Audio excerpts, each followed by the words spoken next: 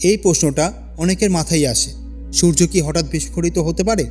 বিজ্ঞানীরা বলছেন এই ধারণাটা পুরোপুরি ঠিক নয়। গবেষণা অনুযায়ী সূর্য একটা স্থিতিশীল নক্ষত্র। সূর্যের ভেতরে প্রতিনিয়ত নিয়ন্ত্রিত পারমাণবিক বিক্রিয়া চলছে। এই বিক্রিয়াই সূর্যকে কোটি কোটি বছর ধরে স্থির রাখছে।